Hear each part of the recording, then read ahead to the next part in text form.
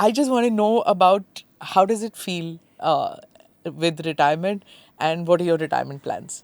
Well, actually, retirement isn't easy because I've been doing nothing else apart from working as a judge for 24 years. And suddenly you realize one morning that there are no files to be read for the next day. And then you get up in the next morning and realize that there's going to be no going to court and sitting there, which has been part of life for all these years.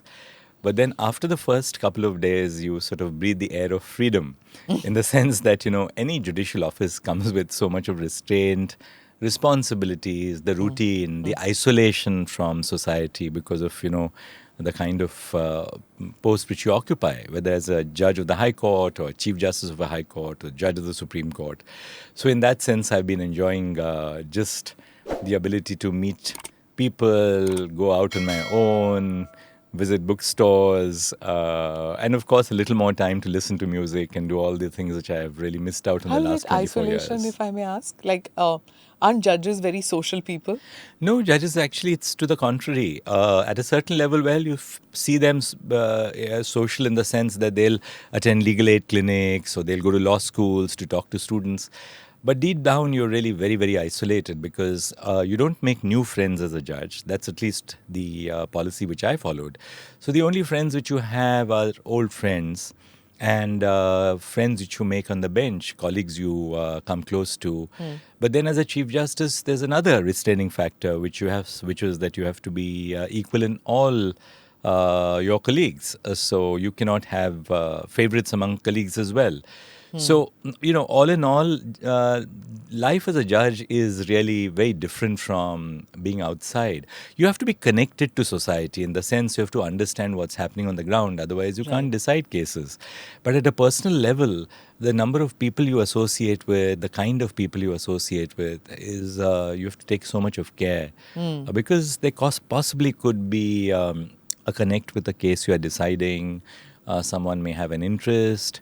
I'm not saying that you start with the presumption that people want to make friends with you only because you're a judge, but this is something instinctive which comes to every judge. So now, what would you like to do? Like, I know music and interaction, all that, yes, but would you like to go back to the teaching profession? Because I've met some of people who've attended lectures of yours, and they say you're mesmerizing as a teacher. And of course, Harvard would love to have you back, I'm sure. Well, actually, I haven't honestly decided because I just thought that the last few months before I demitted office was so hectic because there were judgments to complete. There were various other lectures to deliver, projects to be completed in the Supreme Court and elsewhere. I was working extensively for the E-Committee of the Supreme Court.